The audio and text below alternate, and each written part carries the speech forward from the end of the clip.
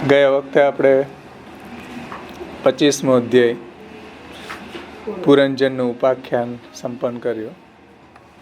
એમાં ભાગવતાર્થ નિબંધમાં જ્યાંથી બાકી છે એ થોડું ગાન કરી લે. એની પહેલાં એક વાત ખાસ અહીંયા એ સમજવાની છે કે આ પુરંજન આખ્યાન છે આ રીતે અલંકારાત્મક રીતે વર્ણન કર્યું, એના કરતાં સીધું જ વર્ણન કરી દીધું હોય તો શું વાંધો હતો? એ બાબતમાં શ્રી મહાપ્રભુજીએ ખુલાસો કર્યો છે ભાગવતાર્થ નિબંધમાં. પ્રકરણાર્થમાં જેનો ખુલાસો કર્યો છે.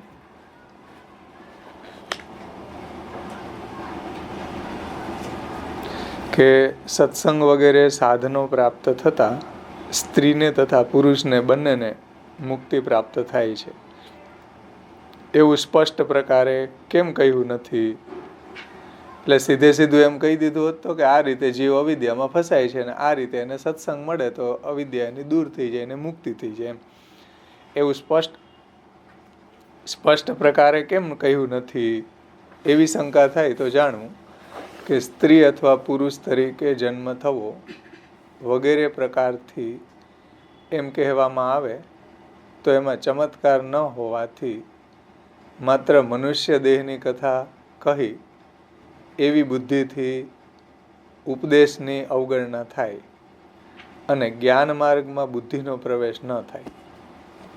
એટલે જો સીધી કથા અહીંયા કહી દઈએ કે ભાઈ આ રીતે જીવ છે એ સંસારમાં ફસાય ને આ રીતે જો એને સત્સંગ થાય તો મુક્તિ થાય, તો પછી આવો પ્રકાર જો અહીંયા વર્ણિત થાય તો મનુષ્યને ચમત્કાર ન આવે, એમાં એને જ્ઞાન ન પ્રાપ્ત થાય અને આ જે પ્રસંગ છે એ એકદમ સિરિયસ ન લે એમ.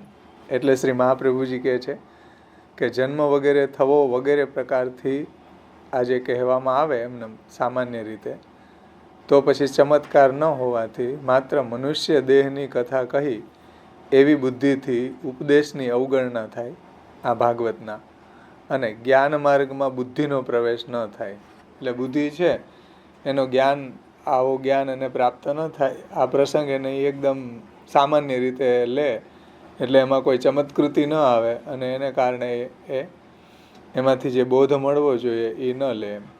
એટલે શ્રી મહાપ્રભુજી કહે છે કે જો સામાન્ય રીતે મનુષ્ય દેહની કથા છે એવી રીતના માને તો બુદ્ધિ છે એની અવગણના કરે આ ઉપદેશની અને જ્ઞાન માર્ગમાં બુદ્ધિનો પ્રવેશ ન થાય.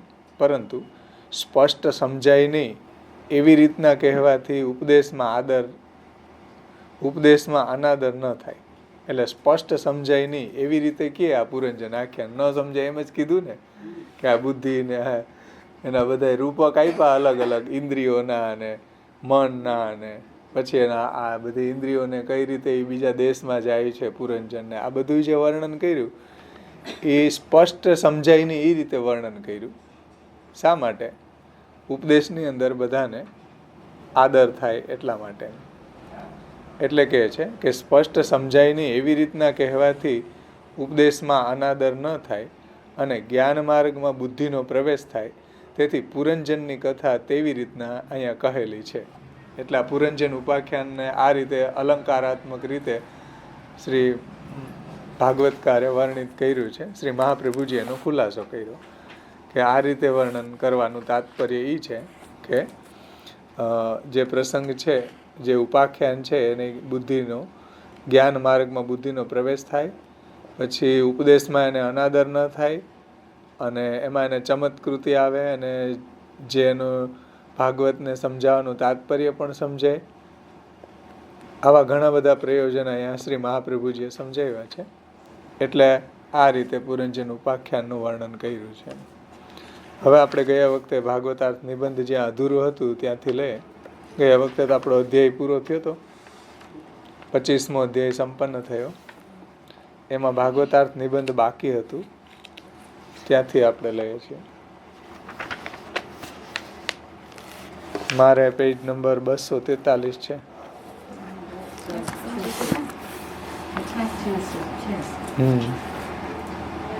ક્યાં છે તમારે? શું છે એમાં?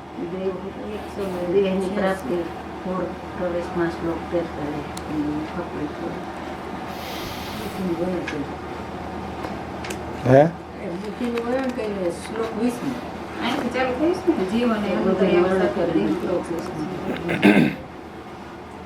દેહની પ્રાપ્તિ પૂર્વ શ્લોકમાં 43 થયા પહેલા જન્મ લે મરણ પામ ત્યાંથી આગળનો છે ને આ નીચે કારિકા કેટલામી છે જો 238 પેજ ઉપર છે. હા, થોડું આગળનો એક પેરેગ્રાફ લઈને આપણે શરૂઆત કરીએ. આનું એવું તાત્પર્ય છે કે દેહ પ્રાપ્ત થયા પછી કર્મ કરવાથી બંધન થાય છે. અહીં દેહ પ્રાપ્ત થયા પહેલાં જ જીવને કામ હોવાનું કહેલું છે અને અંતર્યામીની પ્રેરણા વિના તેને કામ એટલે કે કામના થવાનું સંભવતું નથી. તેથી જેમ જીવે દેહ પ્રાપ્ત કર્યા પહેલાં પણ તેને પ્રેરણા કરવાથી અંતર્યામી સંસારી થતો નથી. એટલે અંતર્યામી છે એને કોઈ સંસારથી એ લિપ્ત નથી થતો. જીવ છે એ સંસારથી લેપાય છે, એમાં આસક્ત થાય છે.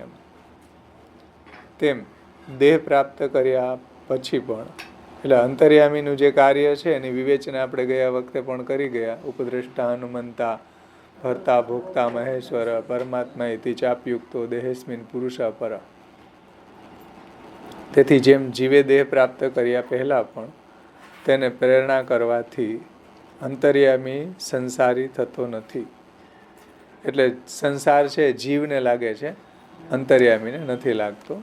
તેમ દેહ પ્રાપ્ત કર્યા પછી પણ પ્રેરણા કરવાથી તે સંસારી થતો નથી. અંતર્યામીને કોઈ પદાર્થમાં આસક્તિ ન હોવાથી તેને કોઈ પદાર્થની કામના થતી નથી. કારણ કે આસક્તિવાળો કામના કરે છે તે ઈશ્વર હોવાથી, તે એટલે અંતર્યામી ઈશ્વર હોવાથી તેને કોઈ પદાર્થમાં આસક્તિ હોતી નથી. જો તેને કોઈ પદાર્થમાં આસક્તિ હોય તો તે પ્રાપ્ત કરવા કહેલા કર્મથી બંધન થવાનું સંભવતું હોવાથી તેને તે અધીન થતા તેનું ઈશ્વરપણું ન રહે. એટલે અંતર્યામી છે એ કોઈ પદાર્થમાં એની આસક્તિ હોતી નથી, કોઈની એને કામના હોતી નથી. જો હોય તો એને બંધન થાય અને એની અંદર જે ઐશ્વર્ય છે, ઈશ્વરપણું છે એ ન રહે. એટલે કહે છે કે ભાઈ અંતર્યામી છે પ્રેરક છે, સાક્ષી છે, એ કોઈ સંસારની અંદર આસક્ત થતો નથી. જીવ છે એ આસક્ત થાય છે, અંતર્યામી છે એ અલિપ્ત છે. અહીંયા સુધી આપણે જોયું હતું. હવે આગળ 43મા શ્લોકનું તાત્પર્ય શ્રી મહાપ્રભુજી સમજાવે છે કે દેહની પ્રાપ્તિ એટલે કે પૂર પ્રવેશ. શ્લોક 43મા શ્લોકમાં જોયું ને કે પછી એનો પૂરમાં પ્રવેશ થયો. 25મા અધ્યાયની અંદર તમે જુઓ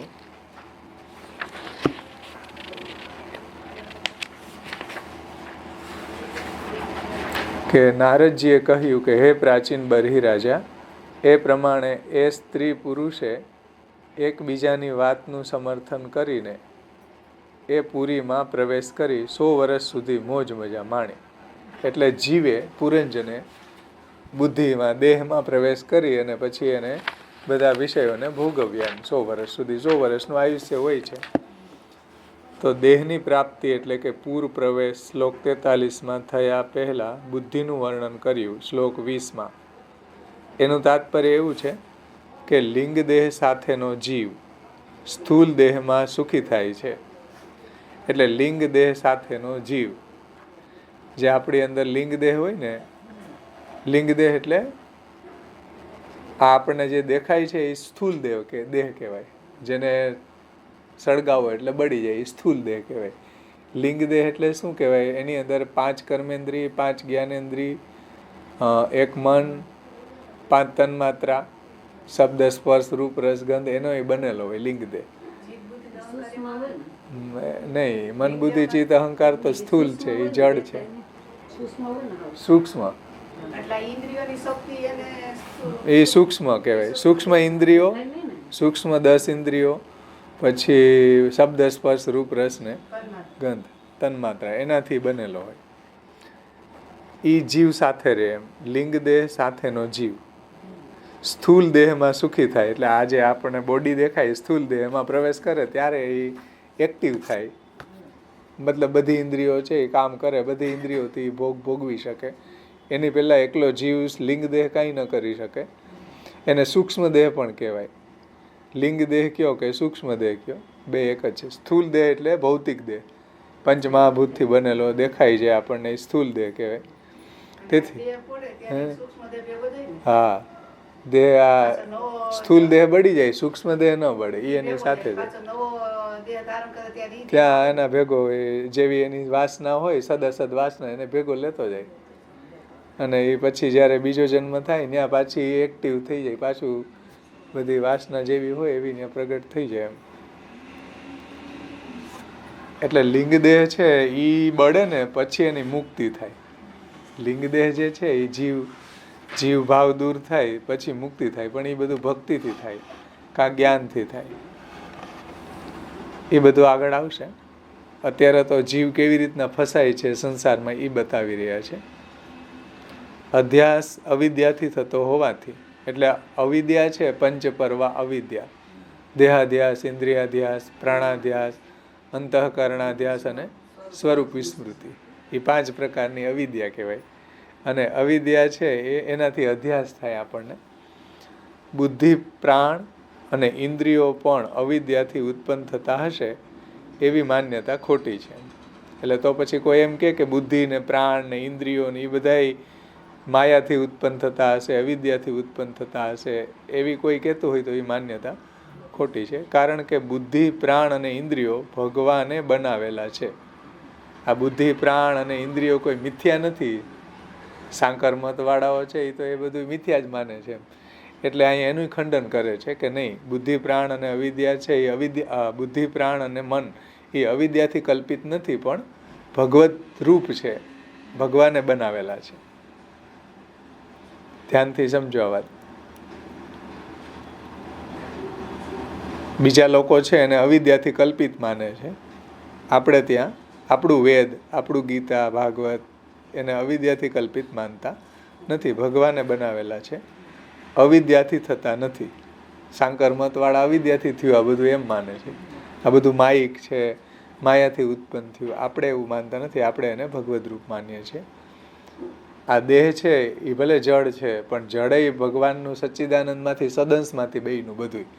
ચિદંશમાંથી બધા જીવ બન્યા, આનંદાંશમાંથી બધા અંતર્યામી બન્યા. સચ્ચિદ અને આનંદમાંથી આખી સૃષ્ટિ પ્રગટ થઈ. તો આપણે આ ઇન્દ્રિયોને કોઈ અવિદ્યાથી કલ્પિત માનતા નથી. એટલે શ્રી મહાપ્રભુજી કહે છે કે અવિદ્યાથી ઇન્દ્રિયો કલ્પિત નથી, ઇન્દ્રિયો સત્ય છે, બ્રહ્મરૂપ છે, પણ અવિદ્યાને કારણે જે સંસાર થાય ને એ મિથ્યા છે. અવિદ્યાને કારણે જે આપણને સંસારાસક્તિ થાય છે ને એ મિથ્યા છે. એટલે આનો ભેદ સમજવો જોઈએ કે જગત અને સંસારનો.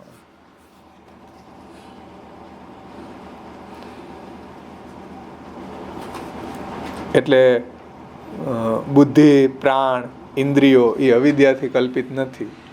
અને જીવને જેમ દેહનો અધ્યાસ થાય છે કે હું દેહ છું, આમાં પુરંજન નથી ને ભાઈ, પુરંજન તો જીવ હતો પણ દેહમાં એ અંદર પેઠો એટલે એને એમ લાગે કે હું દેહ છું, હું ઇન્દ્રિય છું, એવું બધું એને અધ્યાસ થયો.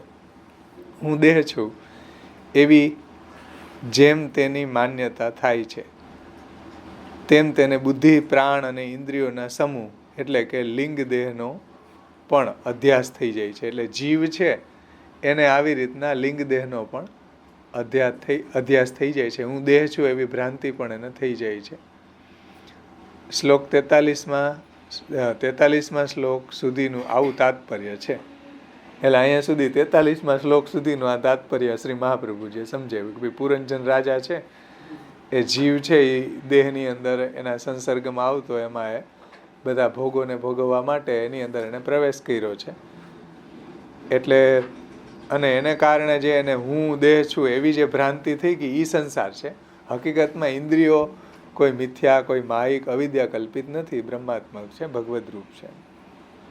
હવે આગળ 45માં શ્લોકથી શ્રી મહાપ્રભુજી આગળની વાતને સમજાવે છે કે પુરંજને એટલે કે જીવે તે પ્રમદા એટલે બુદ્ધિ સાથે, તે પૂર એટલે કે દેહમાં પ્રવેશ કર્યો.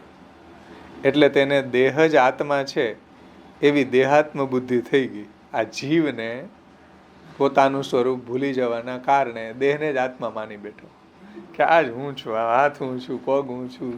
હકીકતમાં જીવ અલગ છે, દેહ અલગ છે, પણ એને ભ્રાંતિ થઈ ગઈ જીવને.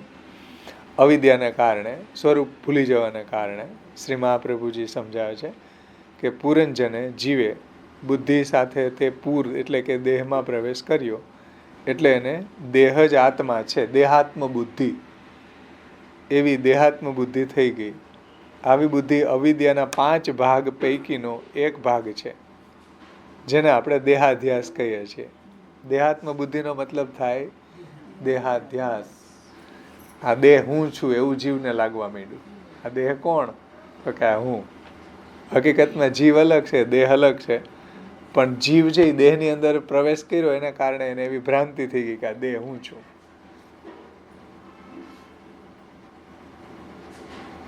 પણ જ્યારે એને જ્ઞાન થાય કે દેહ અલગ છે ને આત્મા અલગ છે, ત્યારે પછી એની દેહાત્મ બુદ્ધિ દૂર થાય. જેમ આગળ આવશે જડભરતના પ્રસંગમાં કે ભાઈ જડભરત હતા, એને ઓલે જે રહુગણ રાજા છે એ જ્ઞાન મેળવવા માટે જતો હતો, તેની પાલખી ઉપાડવામાં એ ઘટતો હતો. તો જડભરતને ત્યાં વરગાડી દીધા પાલખી ઉપાડવા માટે. તો જડભરતને ચાલવાનો બહુ એક્સપિરિયન્સ નહોતો, એટલે ચાલે તો પાલખી ઉપરથી હલે તો ઓલો ઉપરથી રહુગણ કે શું તેને ખાયો નહીં, આટલો જાડો તગડો છે તો તું ચાલતો કેમ નથી? તો એણે એમ કીધું કે દેહ તો આત્મા તો ખાવે નહીં, ખાવે તો આ દેહ ખાવે, આત્મા થોડો ખાવે. આત્મા અહીં એમ કીધું ને કે ભાઈ દેહાત્મ બુદ્ધિ થઈ ગઈ એને. કેમ? તો કે આવી બુદ્ધિ અવિદ્યાના 5 ભાગ પૈકીનો એક ભાગ છે, એટલે દેહાધ્યાસ છે. 5 એટલે દેહાધ્યાસ, ઇન્દ્રિયાધ્યાસ, પ્રાણાધ્યાસ, અંતઃકરણાધ્યાસ અને સ્વરૂપ વિસ્મૃતિ. આ 5 પ્રકારની અવિદ્યા છે, એમાંનો આ દેહાધ્યાસ છે. પણ જડભરતને દેહાધ્યાસ હતો જ નહીં. એને એ ખબર હતી કે દેહ અલગ છે, આત્મા અલગ છે. એટલે એને રહુગણને કીધું કે ભાઈ તું ક્યાં ખાયો નહીં? તો કે દેહ તો ભાઈ ખાવે નહીં, અલા આત્મા તો ક્યારેય ખાવે જ નહીં. ત્યારે રહુગણને એમ થયું કે આ કોઈ ડોલી ઉપાડવા વાળો કોઈક વિચિત્ર વ્યક્તિ આવી ગયો. તો પછી એને પ્રશ્નો પૂછ્યા જડભરતને. તો જડભરતે બહુ મોટી મોટી વાતો કરી દીધી જ્ઞાનની. તો ઓલો પગમાં પડી ગયો કે હવે મને તમે આ આત્મ ઉદ્ધારનું જ્ઞાન આપો. પછી જડભરતે બધું જ્ઞાન આપ્યું રહુગણને. એટલે જે આવા જ્ઞાનીઓ છે એ દેહને આત્મા માનતા નથી. દેહ અલગ છે, આત્મા અલગ છે. એ વાતને અહીંયા કહે છે કે ભાઈ દેહને આત્મા માનવા વાળા છે અને દેહાત્મ બુદ્ધિ કહેવાય. દેહને જ આત્મા માને. જેમ મોટા ભાગના લગભગ પ્રવાહી લોકો દેહને જ આત્મા માને. દેહ સુખનો જ વિચાર કરતા હોય. આત્માનું કાંઈ જે થવું હોય થાય. આત્માને કોણે જોયું? મોજ મારી લ્યો. એ પ્રવાહી જીવનનો મૂળ છે. હા, આત્માની ખબર જ ન હોય તો શું કરે? દેહાત્મ બુદ્ધિ કહેવાય એને.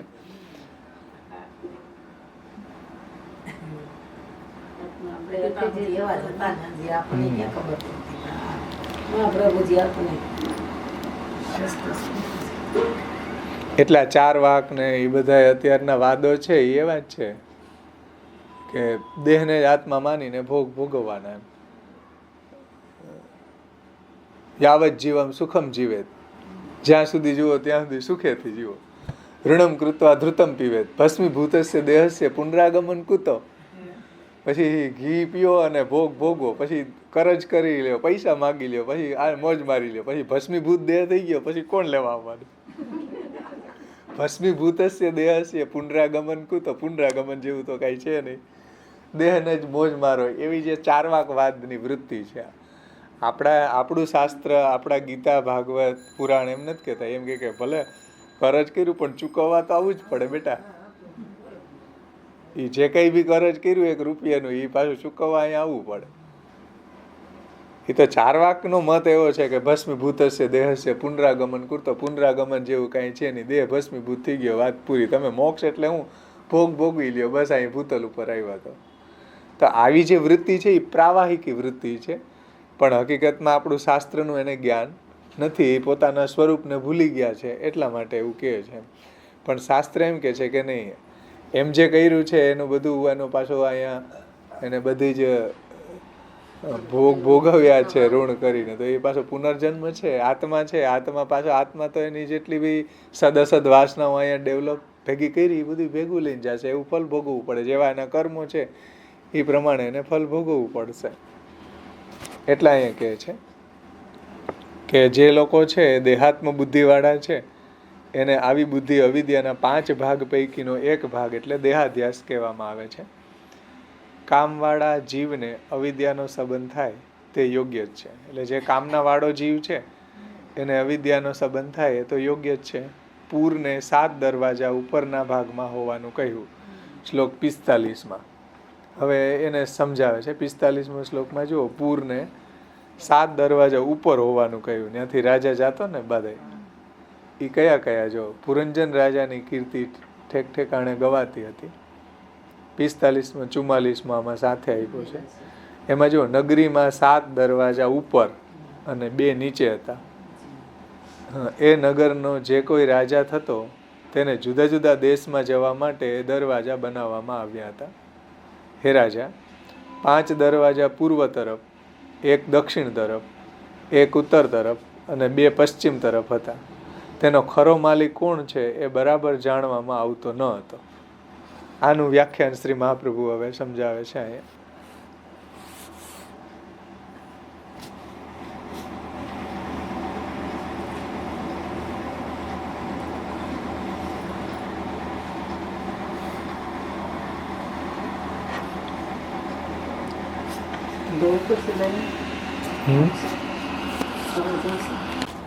પુરંજને જીવે તે પ્રમદા બુદ્ધિ સાથે, એ તો જોયું ને. હા, કામનાવાળા જીવને જ અવિદ્યાનો સંબંધ થાય તે યોગ્ય છે.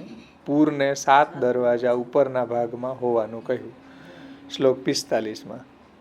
તે 2 નસકોરા, 2 આંખો, 2 કાન અને 1 મુખ, આ 7 દરવાજા સ્થૂલ ઇન્દ્રિયો કહેલી છે તેઓનો પણ અધ્યાસ જીવને થાય છે. એટલે આ બધી સ્થૂલ ઇન્દ્રિયો કીધી છે.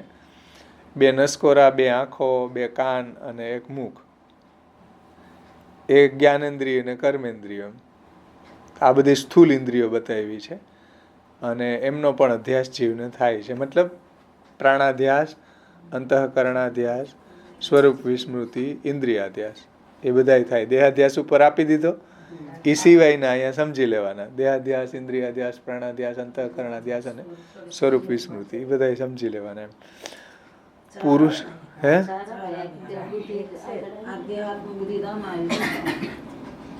શું? 2 નસકોરા, 2 આંખો, 2 કાન અને 1 મુખ સ્થૂલ ઇન્દ્રિયો કહેલી છે તેઓનો પણ અધ્યાસ જીવને થાય છે. એટલે આ ઇન્દ્રિયોનો પણ અધ્યાસ જીવને થાય. એટલે ઉપર દેહાધ્યાસ બતાવી દીધો, આ ઇન્દ્રિયાધ્યાસ બતાવ્યો. આ ઇન્દ્રિયોનો પણ અધ્યાસ જીવને થાય છે. પુરુષપણું, સ્ત્રીપણું એ દેહના ગુણો છે, જીવના નથી. એટલે પુરુષ ને સ્ત્રી દેહના ભેદ છે. જીવના કોઈ કાઢીને આવે કે આ પુરુષ કે આ સ્ત્રી, તો એ જીવના ભેદ નથી. જીવ તો આ વાળના 10,000માં ભાગમાં જીવ છે, એમાં કોઈ એવા ભેદ નથી. ખોડિયા આ દેહ છે, બોડી, એમાં સ્ત્રીમાં પ્રવેશ કરે કે પુરુષમાં પ્રવેશ કરે. જીવની અંદર કોઈ ભેદ નથી, દેહના ભેદ છે.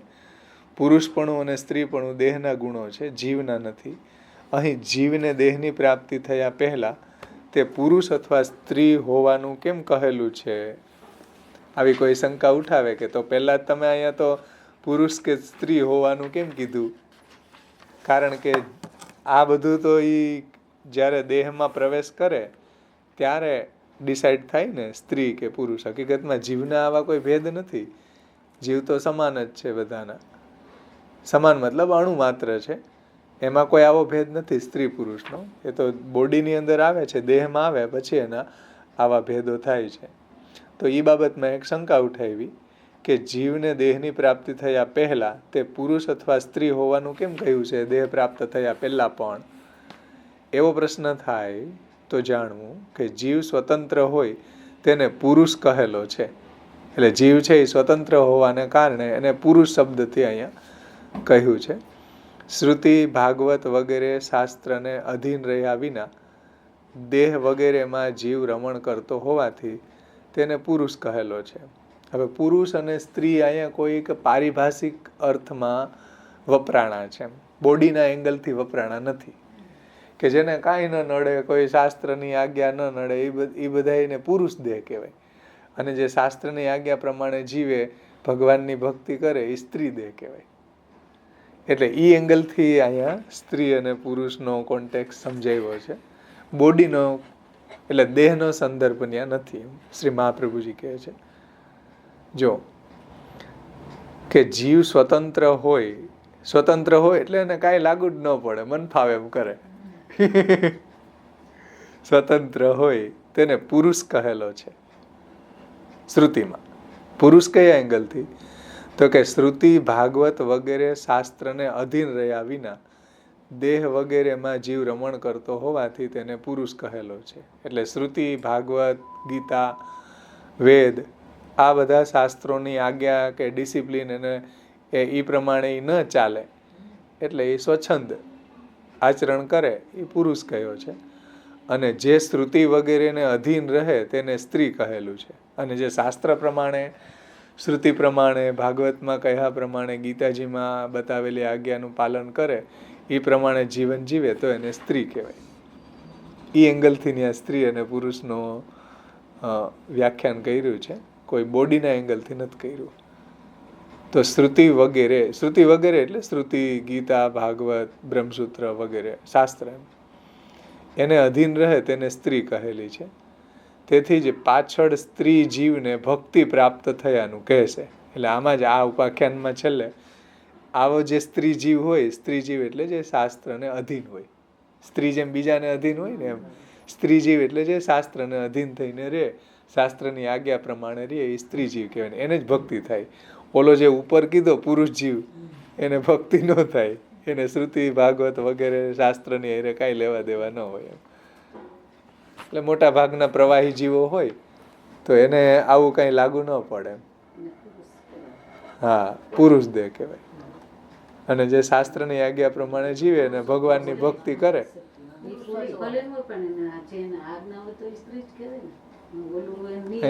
બોડીની પ્રશ્ન નથી, દેહનો પ્રશ્ન નથી અહીંયા. એટલે પેલા અહીંયા તમે એમ કહો કે ભાઈ સ્ત્રી અને પુરુષના જે ભેદ છે એ દેહ પ્રાપ્ત થયા પછી થાય, તો અહીંયા એવી શંકા ઉઠાવી કે તમે જે વર્ણન કર્યું એમાં તો હજી દેહ તો પ્રાપ્ત થયો નથી, એને પેલા પુરંજન નામનો જીવ પુરુષ ને એવી કેમ તમે વાત કરી રહ્યા છો? તો એનો ખુલાસો કર્યો અહીંયા કે ભાઈ અહીંયા જે સ્ત્રી અને પુરુષ શબ્દ વપરાણો છે એ દેહના કોન્ટેક્સમાં નથી વપરાણો, વ્યક્તિના જે શાસ્ત્રને અનુકૂળ રહીને રહે છે કે શાસ્ત્રથી ઉશૃંખલ થઈને કે શાસ્ત્રની આજ્ઞા ન પાડીને રહે, એ કોન્ટેક્સથી અહીંયા સ્ત્રી અને પુરુષ શબ્દ વપરાણા. તો કે જે શાસ્ત્રને અધીન થઈને રહે, ભગવાનની ભક્તિ કરે, ભગવાનને અધીન થઈને રહે, એ સ્ત્રી દે, એ સ્ત્રી જીવ કહેવાય. હા, ભલે દેહનો સવાલ નથી, એ સ્ત્રી જીવ જો શબ્દ મેં કહ્યું, સ્ત્રી જીવ, સ્ત્રી દેહ નહીં. દેહ ભલે ને પુરુષનો હોય કે સ્ત્રીનો હોય, પણ જે શાસ્ત્રને અધીન થઈને રહે, ભગવાનની ભક્તિ કરે, એ સ્ત્રી જીવ. અને જે સાવ સ્વચ્છંદ આચરણ કરે, કાંઈ એને આડું ન આવે, એ બધા પુરુષ જીવ.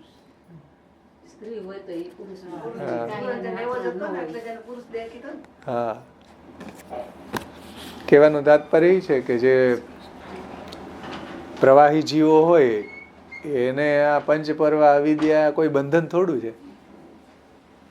પંચપર્વ અવિદ્યા બંધન દૈવી જીવને છે, પ્રવાહી જીવને તો એમાં જ મોજ મારે છે. કોઈને એમ તમે પ્રવાહી જીવને પૂછશો કે આ તમને બંધન લાગે? કોઈને બંધન નથી લાગતું, બધા મોજ મારે. દૈવી જીવને બંધન લાગે કે આ દેહાધ્યાસ ને ઇન્દ્રિયાધ્યાસ ને બાધા કરે ભગવત ભજનમાં, તો એને આ બધી સંસાર આસક્તિ ને એ બધો અધ્યાસ છે એને કારણે થાય છે, એટલે એને બંધન લાગે. દૈવી જીવને પછી મર્યાદા દૈવી જીવ હોય કે પુષ્ટિ દૈવી જીવ હોય એને બંધન લાગે. પ્રવાહી જીવને આવા અવિદ્યાના કોઈ બંધન લાગતા નથી, એને તેમાં મજા જ આવે છે, એમાંથી કાઢો તો બંધન લાગે. એટલે આ વાતને અહીંયા ખાસ સમજવું જોઈએ.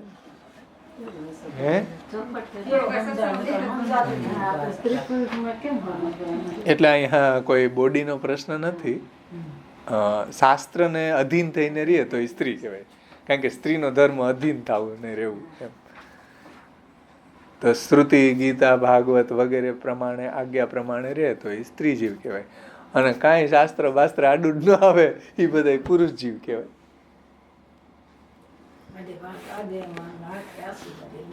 હા અમે સ્ત્રીને બંધન હોય બધું. અત્યારે થોડી કલ્ચર બદલી ગઈ, એટલે અત્યારની નથી, પેલાની એવી હતી. હવે તો બંધન પુરુષને છે બિચારા, એને ઉખુડા બેહાડી દે એક બાજુ, સ્ત્રીની આજ્ઞા લઈને જવું પડે કે જવું હોય તો. ઊંધું ઉલટી થઈ ગયું અત્યારે, જમાના બદલ ગયા.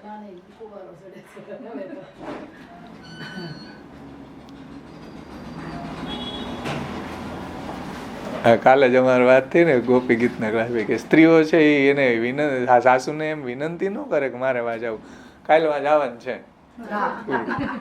એમ કે કાલે હું જાઉં નહીં, એ નહીં, કાલે જાવ આજ્ઞા જ કરે સીધી, વિનંતી ન આવે, આજ્ઞા જ આવે.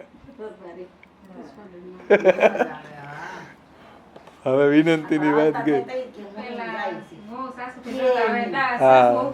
હા, હવે ઉલટું છે. એટલે એ અલગ વાત છે. એટલે આ થોડુંક પેલાની કલ્ચર એંગલથી સમજવું જોઈએ. બુદ્ધિને આગળ શ્રી મહાપ્રભુજી આજ્ઞા કરે છે, બુદ્ધિને પ્રમદા એટલે કે સ્ત્રી કહી છે. આમાં આપણે ઉપાખ્યાન જોયું ને પુરંજન રાજાનું, તો બુદ્ધિને એમાં પ્રમદા કહી છે. પ્રમદા એટલે સ્ત્રી કહી છે. તે માયા હોવાથી કહેલી છે. એટલે એને જે સ્ત્રી કહેવામાં આવી છે એ માયારૂપ હોવાને કારણે કહેવામાં આવી છે. શાસ્ત્રને અધીન રહેનારી હોવાથી કહેલી નથી. એટલે પ્રમદા એટલે બુદ્ધિને સ્ત્રી જે કહી છે એ માયા હોવાને કારણે કહી છે. શાસ્ત્રને અધીન હોય એને કારણે જે સ્ત્રી ઉપર કહ્યું ને એવા એંગલથી બુદ્ધિને સ્ત્રી કહી નથી એમ, કારણ કે બુદ્ધિ શાસ્ત્રને અધીન નથી એમ, પણ એ માયારૂપ હોવાને કારણે બુદ્ધિને સ્ત્રી કહી છે. શાસ્ત્રને અધીન રહેનારી હોવાથી સ્ત્રી કહેલી નથી અહીંયા પુરંજન આખ્યાનમાં. આ બુદ્ધિને અધીન જીવ રહે છે. એ તો પુરંજન પછી એને અધીન રહે ને, તો બુદ્ધિને અધીન જીવ રહે છે. બુદ્ધિ દેહ જ આત્મા છે એવી માન્યતારૂપ હોવાથી એક પ્રકારની અવિદ્યા જ છે. આ બુદ્ધિ છે એ દેહાત્મ બુદ્ધિ જ કરાવે છે, એટલે એક પ્રકારની અવિદ્યા જ છે. અવિદ્યા મોહ ઉત્પન્ન કરનારી હોય, સ્ત્રીરૂપ છે. એટલે અવિદ્યા છે એ આપણને મોહ ઉત્પન્ન કરે, સંસારમાં આસક્ત કરે, દેહમાં જ આત્મબુદ્ધિ રાખે, એવી જે અવિદ્યા છે એટલા માટે એને સ્ત્રીરૂપ કહી છે. અહીંયા અવિદ્યા મોહ ઉત્પન્ન કરનારી હોય ને સ્ત્રીરૂપ કહી છે. તેથી બુદ્ધિને સ્ત્રી કહેલી છે. આવું સ્ત્રીપણું જુદા પ્રકારનું છે. એટલે ઉપર જે સ્ત્રીપણું વર્ણવ્યું એ જુદા પ્રકારનું છે. શાસ્ત્રને અધીન જીવ હોય એને સ્ત્રી જીવ કહેવાય. આ ઉપાખ્યાનમાં જે બુદ્ધિને સ્ત્રીરૂપ કીધી, માયારૂપ કીધી, પ્રમદારૂપ કીધી, એ કયા એંગલથી કીધી છે? હા, માયારૂપ છે એટલા માટે કીધી છે. એ સ્ત્રીપણું એટલે આ સ્ત્રીપણું છે એ જુદા પ્રકારનું છે. અવિદ્યા મોહ ઉત્પન્ન કરાવનારી હોય ને સ્ત્રીરૂપ છે, તેથી બુદ્ધિને સ્ત્રી કહેલી છે. આવું સ્ત્રીપણું જુદા પ્રકારનું છે. બુદ્ધિ તો દેહની અંદર રહેલી હોય છે, તેથી તેના ગુણો બહાર પણ અનુભવાય તે માટે તેને સ્ત્રી કહેલી છે. એટલે બુદ્ધિ છે એ દેહની અંદર રહેલી છે, પણ એના બધા ગુણો છે એ બહાર અનુભવાય છે આપણને. પછી આપણે એમ કહીએ કે આની બુદ્ધિ ભ્રષ્ટ થઈ ગઈ છે. એ બુદ્ધિ ભ્રષ્ટ કેમ થઈ ગઈ? પણ એના બહાર લક્ષણો બધા બહાર અનુભવાય છે. બુદ્ધિ તો અંદર છે, પણ એના બધા લક્ષણ છે એ બધા બહાર દેખાય છે આપણને. બુદ્ધિ તો દેહની અંદર રહેલી હોય છે, તેથી તેના ગુણો બહાર પણ અનુભવાય છે. તે માટે એને સ્ત્રી કહેલી છે. તે માયા હોવાથી મોહ કરાવનારી છે અને બહારથી પણ મોહ કરાવે છે.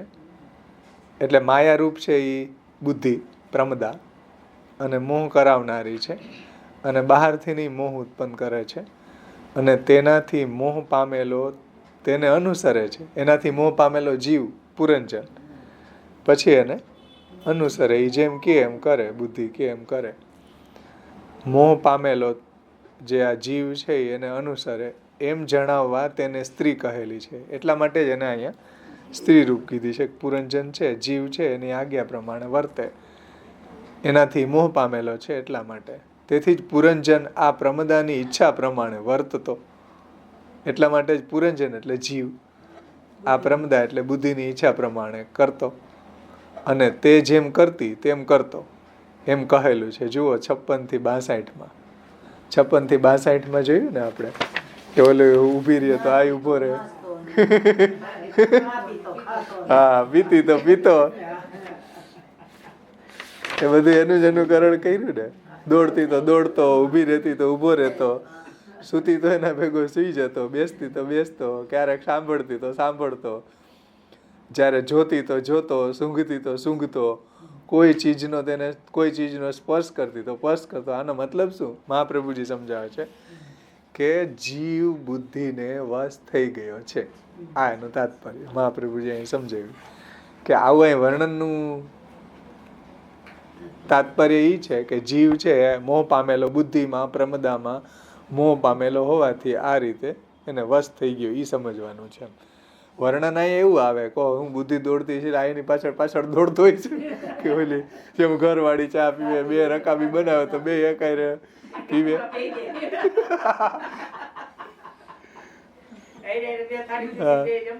હા 2 જમવાનું હોય તો 2 થાળી પીરસી લે, એવું નથી આવ્યા. પણ કહેવાનું તાત્પર્ય છે કે પ્રમદાને બુદ્ધિને જીવ વશ થઈ ગયો, પછી જેમ કેમ કરે. હા એવું અહીંયા તાત્પર્ય છે. ભાગવત વાંચે ને તો આ ન સમજાય. મહાપ્રભુજી આ રહસ્ય આપણને સમજાવે તો સમજી શકાય, નહીતર ન સમજી શકાય. આગળ શ્રી આચાર્યજી આજ્ઞા કરે છે, જીવે પ્રમદા એટલે કે બુદ્ધિને જે વચનો શ્લોક 26 થી 31 કહ્યા તે એવા વિચારથી કહ્યા કે જે તે પોતે કરવા ઈચ્છે છે તે જ કરવાની જો તે પ્રમદાની પણ ઈચ્છા હોય તો પૂરની અંદર તે તેની સાથે ભોગ પોતાની ઈચ્છા પ્રમાણે સ્વતંત્રતાથી ભોગવી શકે. પણ જો એ પ્રમાણે કરવાની તેની ઈચ્છા ન હોય, બુદ્ધિની ઈચ્છા ન હોય, તો નિર્ભયતાથી પોતે ભોગ કરી શકે નહીં. તેથી સ્વતંત્ર રીતે ભોગ થઈ શકે એટલા માટે આવા વચનો કહેલા છે. 26 થી 31 જે વચનો કીધા ને આ પુરંજને બુદ્ધિને, એ જુઓ.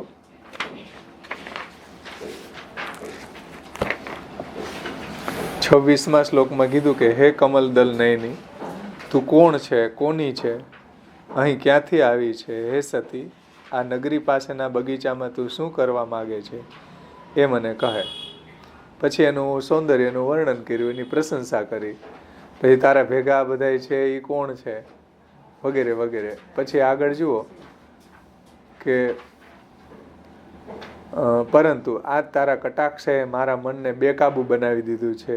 તારી લજ્જા અને રતિભાવથી સભર હાસ્ય સાથે ભ્રુકુટીના સંકેત મળતા આ શક્તિશાળી કામદેવ મને પીડા કરી રહ્યો છે. તેથી હે સુંદરી, હવે તારે મારા ઉપર કૃપા કરવી જોઈએ. બધા જે વચનો અહીંયા કીધા ને 31 શ્લોક સુધી, હે સુંદર હાસ્યવાળી, સુંદર ભ્રુકુટીવાળી અને સુઘડ નેત્રોથી સુશોભિત, તારું કમલ મુખ આ લાંબી લાંબી અલક લટોથી ઘેરાયેલું છે. તારા મુખમાંથી નીકળેલ વાક્ય મધજરતા અને મનહરતા છે, પણ એ મુખ તો લજ્જાને લીધે મારા તરફ તો ફરતું જ નથી. જરા ઊંચું કરી તારા સુંદર મુખડાની મને રાખી તો ખરા. આ બધું જે કીધું પુરંજને જીવે, એ શા માટે કીધું? તો કે બુદ્ધિની જો ઈચ્છા હોય ને જીવની ઈચ્છા હોય તો આ બેયનો મેળ થાય. એટલે તો એ સ્વચ્છંદ રમણ કરે ને. બુદ્ધિ કંઈક અલગ કહેતી હોય, જીવ કંઈક અલગ કહેતો હોય, તો બેયનું દાંપત્ય ન ચાલે. એટલે શ્રી મહાપ્રભુજી એનો ખુલાસો કર્યો કે ભાઈ જીવે બુદ્ધિને જે વચનો કીધા એ એવા વિચારથી કીધા કે પોતે કરવા ઈચ્છે છે. એટલે જીવ જે ભોગ ભોગવવા ઈચ્છે છે, જે કરવા ઈચ્છે છે, એ બુદ્ધિની ઈચ્છા છે કે નહીં? જો એવી ઈચ્છા છે તે જ કરવાની, જો તે પ્રમદાની પણ ઈચ્છા હોય તો પૂરની અંદર એને સાથે ભોગ પોતાની ઈચ્છા પ્રમાણે સ્વતંત્રતાથી ભોગવી શકે. તો બેયનું દાંપત્ય નભે, નહીતર ન નભે એમ. એટલે આ બધા વચનો અહીંયા એનું વર્ણન કર્યું કે ભાઈ પુરંજન બુદ્ધિને આ રીતે કહી રહ્યો છે.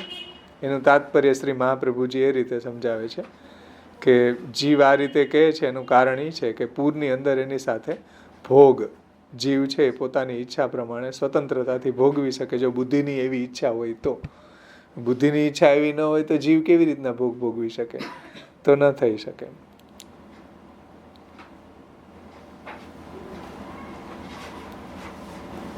એટલે ઘણી વખત શું હોય, બુદ્ધિ છે આપણી શાસ્ત્રથી ઘડાયેલી હોય, શાસ્ત્રનું અવગાહન કરેલી હોય, તો દેહ ભાગે એવા વિષયોમાં બુદ્ધિ રોકે આપણને કે આ ન કરાય.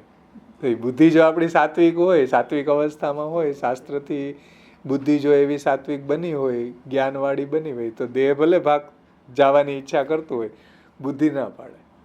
બુદ્ધિ એને કંટ્રોલ કરી દે, નહીં જવાનું નથી, બેસી જાવ શાંતમુના. એટલે ઘણા નો કહેતા હોય કે થોડીક બુદ્ધિ દોડાવવામાં, એમ તો એનો મતલબ શું? એવી બુદ્ધિ જો શાસ્ત્રથી સુસંસ્કૃત હોય તો પછી આપણને રોકી દે. બાકી દેહના ઘોડા તો એવા જ છે, ઇન્દ્રિયો બધી તો એ તો જ્યાં ઘોડાઓને ઘાસ દેખાય ને દોડી દોડીને ભાગે, પણ બુદ્ધિ છે એ આપણી હા. પણ જો એ દૈવી બુદ્ધિ હોય કે એવી સત્સંગ કે શાસ્ત્રથી કે ભગવત કૃપાથી એવી અનુપ્રેરિત હોય તો વાંધો ન આવે. બાકી બુદ્ધિ પ્રવાહી જીવોની બુદ્ધિ એવી જ હોય. હા.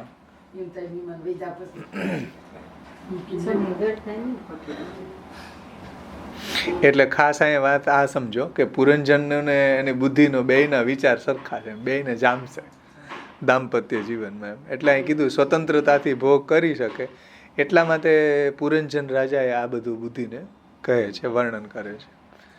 કારણ કે સ્વતંત્રતાથી ભોગ ભોગવી શકે, બેયનું જોઈ લે ને, બેયના સ્વભાવ જોવા જાય ત્યાં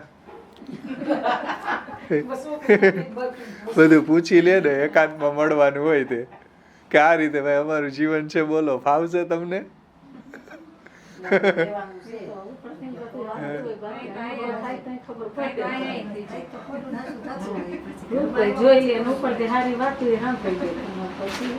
અનુભવ થાય ત્યાં તો 2-3 વર્ષ વયા ગયા, હલવાઈ ગયા હોય ત્યાં તો 3 વર્ષ પછી અનુભવ થાય.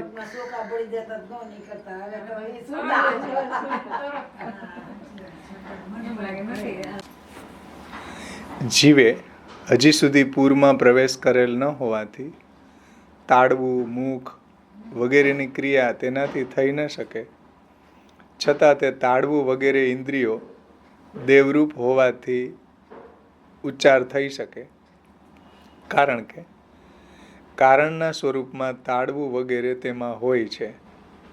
તેથી ચક્ષુ બહાર નીકળ્યું વગેરે શ્રુતિઓ એમ કહે છે. વળી 3જા સ્કંધમાં તત્વોએ સ્તુતિ પણ કરેલી છે. એટલે ચક્ષુ બહાર નીકળ્યું એટલે બ્રહ્મને જ્યારે જોવાની ઈચ્છા થઈ ત્યારે એમાંથી ચક્ષુ નીકળ્યું, બ્રહ્મને જ્યારે ચાલવાની ઈચ્છા થઈ તો ચરણ નીકળ્યા, બ્રહ્મને સાંભળવાની ઈચ્છા થઈ તો કર્ણ નીકળ્યા. એવું ત્યાં વર્ણન આવે છે. એટલે અહીં એમ કીધું કે ભાઈ પહેલાં આ બધું વર્ણન કેમ કરી દીધું? હજી તો જીવને દેહ પ્રાપ્ત થયો નથી, જીવે હજી સુધી પૂરમાં પ્રવેશ કર્યો નથી. પૂર એટલે દેહમાં. તો પછી આ તાળવું ને મુખ ને વગેરેની ક્રિયા એનાથી થઈ શકે નહીં. છતાંય આવું વર્ણન અહીંયા કેમ કીધું કે તાળવું વગેરે ઇન્દ્રિયો? તો એનો જવાબ શ્રી મહાપ્રભુજી એ રીતે આપે છે કે એ બધી ઇન્દ્રિયો છે એ દેવરૂપ છે. પહેલાં એમાં જો 3ય સ્કંદના 5મા અધ્યાયનો 38થી 50 શ્લોક સુધીમાં આ બધું વર્ણન કર્યું છે. 38મા શ્લોકમાં દેવો સ્તુતિ કરે છે કે શરણે આવેલા જીવના તાપને મટાડનારા છત્રરૂપ આપના ચરણ કમળને અમે નમસ્કાર કરીએ છીએ. જે સંન્યાસીઓ જેના મૂળને અવલંબન લે છે તેઓ સંસારના ભારે દુઃખને સહેલાઈથી ફગાવી દે છે. હે દાતા, એટલે દેવતાઓ જે છે એ આ રીતે ભગવાનની સ્તુતિ કરે છે. હે ઈશ, સંસારના જીવો 3 પ્રકારના તાપથી દુઃખી હોવાથી સુખને પામી શકતા નથી. માટે અમને વિદ્યાયુક્ત આપના ચરણની છાયાનો આશ્રય અમે આપના ચરણની છાયાનો આશ્રય કરીએ છીએ. આપનું મુખારવિંદ વેદરૂપ ગરુડના ઘરરૂપ છે. ઋષિઓ એકાંતમાં બેસી એ દ્વારા આપના ચરણને શોધે છે. આપના ચરણમાં બધા તીર્થવાસ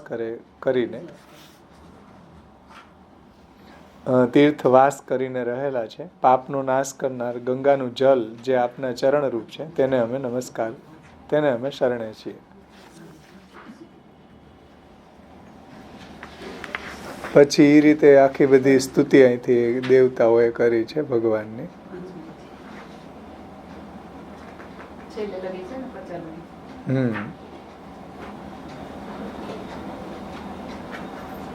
જો એમાં એણે કીધું 49મો શ્લોક કે આપ પરિકર સાથે દેવોના મૂળ પુરુષ છો, પુરાણ પુરુષ છો, તે આપ છો. હે દેવ, આપે ગુણ અને કર્મ જેના વડે થાય એવા અજા શક્તિમાં વીર્યને પ્રથમ ધારણ કર્યું છે. અજા એની પ્રકૃતિ, એનાથી સાત્વિક અહંકાર રૂપે અમે થયા છીએ. એટલે આ બધાને દેવરૂપ કીધા ને. સાત્વિક અહંકાર, રાજસ અહંકાર, તામસ અહંકાર, પછી એમાંથી ઉત્પન્ન થયેલી ઇન્દ્રિયો, તન્માત્રા, તે અમે આપની સી સેવા કરીએ, આપ અમને અમારા કર્તવ્યનું જ્ઞાન થાય એવી કૃપા કરો. એટલે બધા જે ઇન્દ્રિયોના દેવતાઓ છે, જેમ બાહુના ઇન્દ્ર છે, મુખના અગ્નિ છે, કાનના અશ્વિની કુમારો છે, દિશા નાકના અશ્વિની કુમાર, ચરણના વિષ્ણુ છે, એવી રીતના અલગ અલગ ઇન્દ્રિયોના દેવ, આંખના સૂર્ય છે, દિશાદેવ, કાનના દિશાદેવ છે એક્ઝેક્ટ.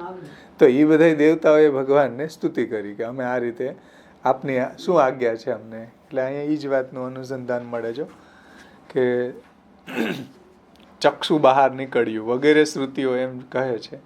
વળી ત્રીજા સ્કંદમાં તત્વોએ સ્તુતિ પણ કરેલી છે. તત્વોએ એટલે આ બધા જે 28 તત્વો દેવરૂપ છે, એ દેવોએ બધાએ પોતે કાર્ય કરવા માટે શક્તિમાન ન હતા. ભગવાનને એણે વિનંતી કરી, ભગવાનને એને અમે શું આપની સેવા કરીએ એ રીતે એને કહ્યું છે. એટલે કહેવાનું તાત્પર્ય છે કે જીવે હજુ સુધી પૂરમાં પ્રવેશ કરેલો ન હોવાથી તાળવું, મુખ વગેરેની ક્રિયા એનાથી ન થઈ શકે, છતાં એ તાળવું વગેરે ઇન્દ્રિયો દેવરૂપ હોવાથી ઉચ્ચાર થઈ શકે. કારણ કે કારણના સ્વરૂપમાં તાળવું વગેરે તેમાં હોય છે. એટલે ભલે હજી પૂરમાં નથી પ્રવેશ કર્યો, પણ એની અંદર હજી બધી સિસ્ટમ ઇનબિલ્ટ છે. એટલે એની અંદર અધિદેવતાઓ જે છે એ આ રીતે એને સ્તુતિ કરી છે. સમજીશ ને? જેમ આંબાની ગોટલી હોય તો એમાં આંબો છે, ભલે અત્યારે ઉગેલો નથી, પણ એની અંદર સૂક્ષ્મ અવસ્થામાં તો આખો આંબો વૃક્ષ છે. એમાં અહીંયા આ બધું તાળવું, મુખ વગેરે જે છે એ અહીંયા એના અધિદેવમાં છે. ઇન્દ્રિયો દેવરૂપ હોવાથી એને અહીંયા કહ્યું છે. પછી ત્યારે જો ઇન્દ્રિયોના દેવ જીવમાં હોય, સમજીશ ને? ત્યારે જો ઇન્દ્રિયોના દેવ જીવમાં હોય તો તે પ્રમદાનું સ્વરૂપ પણ જાણતો જ હોવો જોઈએ. પ્રમદા એટલે બુદ્ધિ, સ્ત્રી. જો દેવો છે એ બધા ઇન્દ્રિયોના દેવતાઓ છે એ જીવમાં હોય, એ એંગલથી ઉપર કીધું ને કે તાળવું વગેરે ઇન્દ્રિયો દેવરૂપ છે અને જીવમાં છે. ભલે એને પ્રવેશ નથી થયો દેહમાં, પણ એમાં ઇનબિલ્ટ છે કરી બધી સિસ્ટમ જીવમાં. એમ તો ત્યારે ઇન્દ્રિયોના દેવ જીવમાં હોય તો તે પ્રમદાનું સ્વરૂપ પણ જાણતા જ હોય છે, બુદ્ધિનું. છતાં એમ કેમ કીધું તું કોણ છે, કોની છે, અહીંયા શું માટે આવી છે, એમ કીધું ને પુરંજને બુદ્ધિને. 26મા શ્લોકમાં જો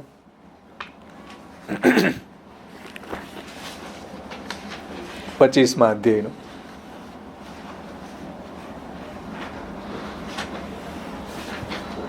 હે કમલદલ નયની, તું કોણ છો, કોની છે, અહીં ક્યાંથી આવી છે, એવું જે કીધું ને. આ બગીચામાં તું શું કરવા માંગે છે એ મને કહે. તો આવું કેમ એણે કહ્યું? જીવની અંદર દેવ જીવમાં રહેલા હોય તો પછી બ્રહ્મદાના સ્વરૂપનું એને જ્ઞાન હોય, તો પછી આવું કેમ પૂછી રહ્યા છે કે તું કોણ છે એવી રીતના વગેરે. એવો પ્રશ્ન તેણે કેમ કર્યો? એવો પ્રશ્ન થાય તો જાણવું કે લોકમાં થાય છે તેવી રીતે તેણે પ્રશ્ન કર્યો. એટલે લોકમાં બધા વાત કરવા એવો પ્રશ્ન કરતા હોય ને એમ. લોકની અંદર એ કોઈ યારે કંઈક આપણે રિલેશન વધારે હોય તો શું કરીએ? વાત કરીએ, એવી વાતો કાઢીએ નવી નવી, ગમે એમ કરીને વાત કરીએ એમ. ના હોય એવા લીથરા પીથરા કાઢીએ.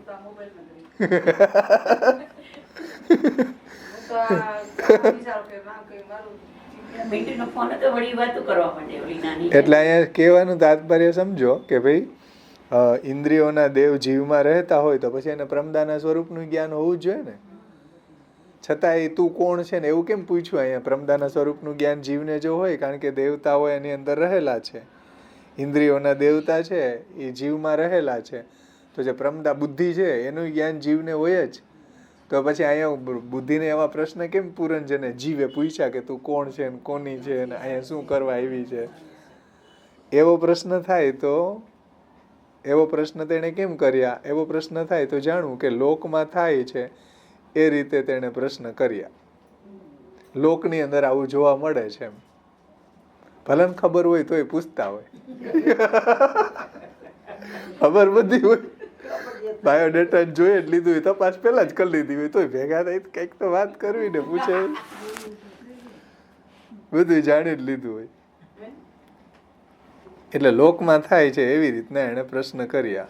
જેમ કોઈ કામી ઉત્તમ સ્ત્રીને જુએ અને તેની સાથે બીજી સ્ત્રીઓને જુએ ત્યારે ઉત્તમ સ્ત્રીને ઓળખતો હોવા છતાંય રસ ઉત્પન્ન થાય તે માટે તેને પ્રશ્ન કરે છે કે આ કોણ છે?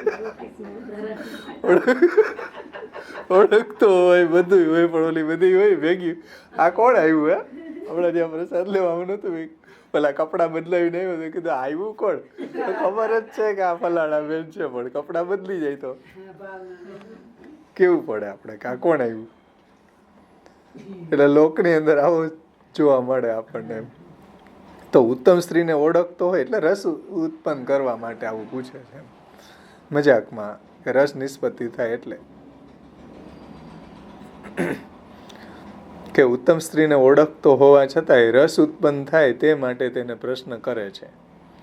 એવી રીતના એણે પ્રશ્ન કર્યા. એટલે આ જીવે, આ પુરંજને બુદ્ધિને પ્રશ્ન કર્યા તું કોણ છે ને કોની છે, બાકી બધી ખબર જ છે, પણ રસ નિષ્પત્તિ થાય એટલા માટે એવું પૂછે છે. એમ કંઈક તો વાત કરવી ને, શું વાત કરવી?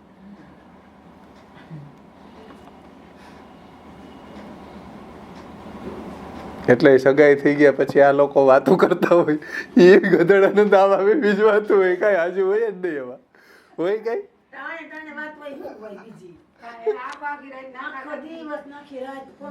બોલો, તો એ રસ નિષ્પત્તિ માટે વાતો કરતા હોય. વાતમાં કઈ ભલે સાચું ન હોય પણ મજા આવતી હોય. એમાં અહીંયા સમજી લેવાનું, રસ ઉત્પન્ન થાય તે માટે તેને પ્રશ્ન કરે છે. તેવી રીતે એણે પ્રશ્ન કર્યો. એવી રીતના પુરંજને બુદ્ધિને પ્રશ્ન કર્યા છે. દેવોની પત્ની લક્ષ્મી, પાર્વતી, સરસ્વતી વગેરે માની કોઈક આ સ્ત્રી હોવાની કલ્પના કરી. એટલે એણે પુરંજન 28મા શ્લોકમાં કીધું ને કે આ ઉમા છે કે રમા છે કે બ્રહ્માણી છે. અહીંયા વનમાં મુનિઓની માફક એકાંતવાસ કરી પોતાના પતિદેવને શોધી રહી છે. શું છે આ? કોણ છે? એમ તો આ રીતે જે વાત કરી ને કે ભાઈ પાર્વતી છે, સરસ્વતી છે, એમાંથી કોઈક આ સ્ત્રી હોવાની કલ્પના કરી. શ્લોક 28માં પુરંજને તેવો માની કોઈ તે નથી એમ પછી કહે છે. પછી 29માં એને કીધું કે ભાઈ આમાંની તો કોઈ લાગતી નથી, કારણ કે આ બધી દેવાંગનાઓના તો જમીન ઉપર પગ અડે નહીં. એને કીધું ને 29માં શ્લોકમાં કે ભાઈ દેવાંગનાઓ છે એ ધરતીનો સ્પર્શ કરવો એને ઘટે નહીં, એટલે એમાંની તો કોઈ છે નહીં આ, એવું જે કીધું 29મા શ્લોકમાં. કારણ કે દેવોને તો લીલા માટે જ દેહનો સંબંધ થતો હોવાથી તેમને દેહ જ આત્મા છે એવી બુદ્ધિ હોતી નથી. એમ કારણ કે દેવોને તો લીલા માટે જ દેહનો સંબંધ થતો હોવાથી, એટલે લીલા અર્થે ને દેહનો સંબંધ થાય છે, લીલા માટે. હા, એને કોઈ એવી દેહાત્મ બુદ્ધિ ન હોય ને દેવતાઓને તો એને દેહ જ આત્મા છે એવી બુદ્ધિ હોતી નથી. એ તો બધા આપણને હોય, એટલે આપણે ભૂતલ ઉપર અહીં આવીએ. એ લોકો ભૂતલ ઉપર આ જમીનનો સ્પર્શ નથી કરી શકતા. કેમ? એ બધાયથી પર છે એમ. એને કોઈ એવી દેહાત્મ બુદ્ધિ નથી ને લીલા માટે જ એને દેહ ધારણ કર્યો છે. લીલાર્થે જ દેહનો સંબંધ થયો છે, એટલે એને એવી બુદ્ધિ હોતી નથી. અને આ પ્રમદા તો દેહ એ આત્મા છે એવી બુદ્ધિવાળી છે.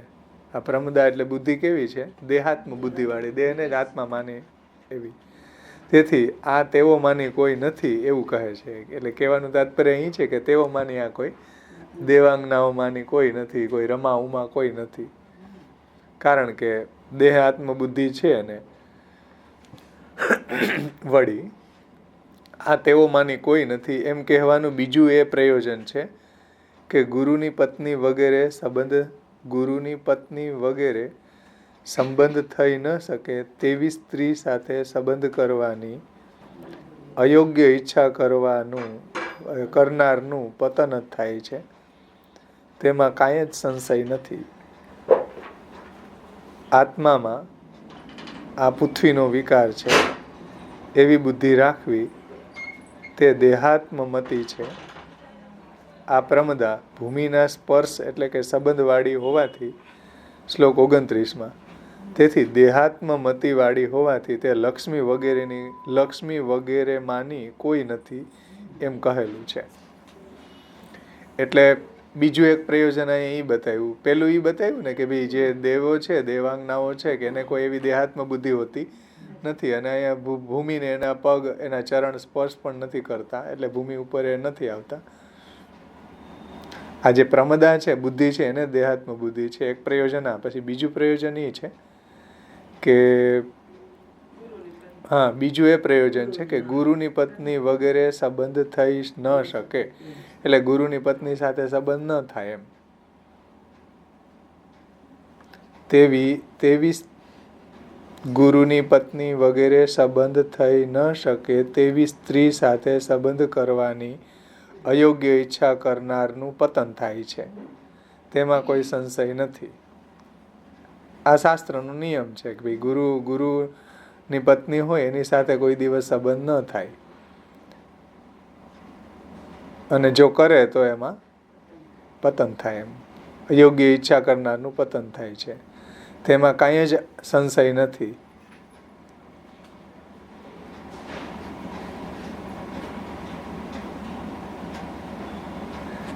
એટલે પુરંજન અહીંયા આને પૂછી રહ્યો છે ને, બુદ્ધિને. એટલે એ કોઈ ઉમા નથી, રમા નથી, બ્રહ્માણી નથી. કારણ કે એની સાથે તો સંબંધ પુરજનનો થઈ ન શકે. કેમ? શાસ્ત્રમાં કીધું કે ગુરુ, કારણ કે આ બધા ઋષિઓ દેવો બધા ગુરુ રૂપ છે એમ.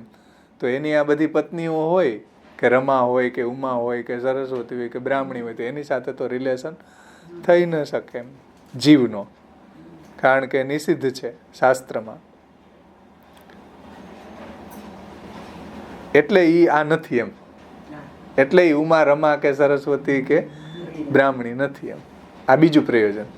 પેલું પ્રયોજન શું હતું કે એક તો એના ચરણ ભૂમિને અટકે નહીં, બીજું એને દેહાત્મ બુદ્ધિ હોતી નથી, ત્રીજું એને લીલાર્થ દેહ ધારણ કરેલા હોય છે. એટલે એ નથી, ઉમા રમા કે સરસ્વતી નથી. બીજું પ્રયોજન શું કે ભાઈ ગુરુની સ્ત્રી સાથે સંબંધ ન થઈ શકે એમ, અને થાય તો એમાં પતન થાય. એટલે પણ એ નથી. બે રીતે પ્રયોજન સમજાવ્યા. એટલે કહેવાનું તાત્પર્ય પ્રમદા જ છે, બુદ્ધિ જ છે. આ કોઈ રમા ઉમા કે બ્રહ્માણી વગેરે સરસ્વતી વગેરે નથી એમ. આત્મામાં આ પૃથ્વીનો વિકાર છે એવી બુદ્ધિ રાખવી તે દેહાત્મમતી છે. એટલે આત્મામાં એટલે દેહમાં, આત્મામાં આ પૃથ્વીનો વિકાર છે. એટલે આત્મામાં એટલે જીવમાં, આત્મામાં આત્માને દેહ માનવો. પૃથ્વીનો વિકાર એટલે પાર્થિવ. આ દેહ આપણો પાર્થિવ કહેવાય, કારણ કે પૃથ્વીમાંથી બનેલો છે. બધાના દેહ પાર્થિવ છે. પૃથ્વીમાંથી ઘડાય, પૃથ્વીમાંથી જ એનું પોષણ થાય, પૃથ્વીના પદાર્થોથી જ આપણું બધું નભે, પૃથ્વી ઉપર જ નભીએ, પૃથ્વીમાં પ્રગટ થાય. પૃથ્વીમાં જે ધન ધાન્ય થાય એનાથી દેહનું પોષણ થાય, એનાથી દેહ મોટો થાય. એટલે બધાના દેહ છે એ પાર્થિવ કહેવાય.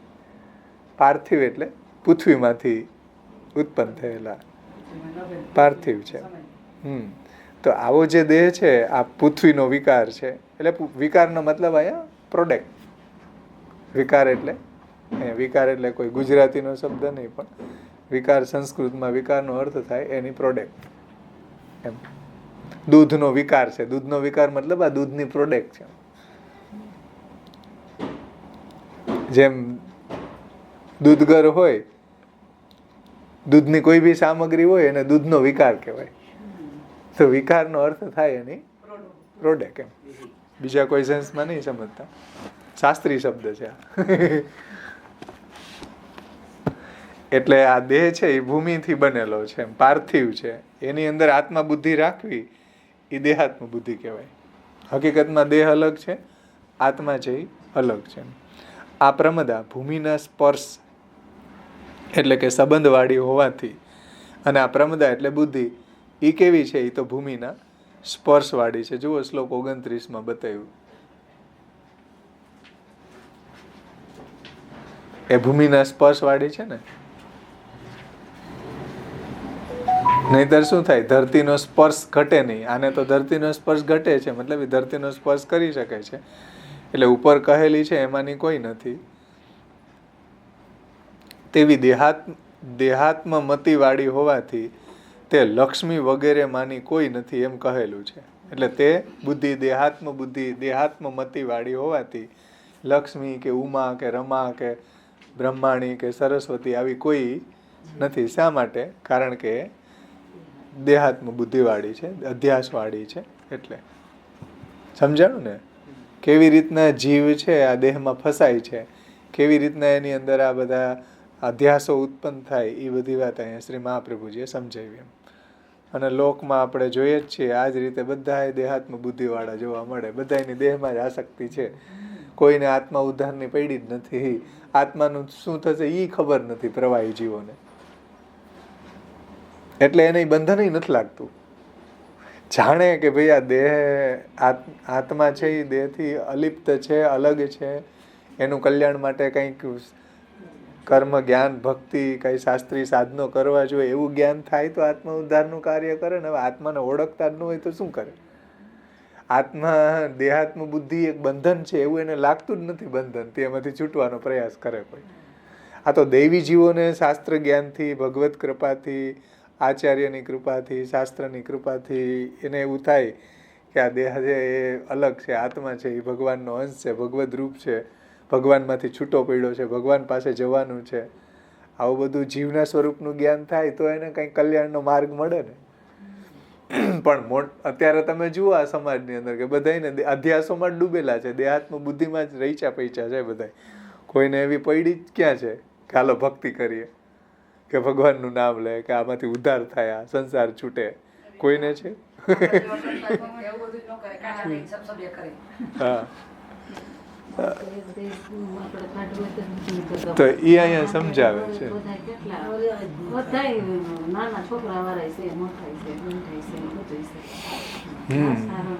એટલે આ બધું તો શું છે કે પ્રવાહી જીવને ન સમજમાં આવે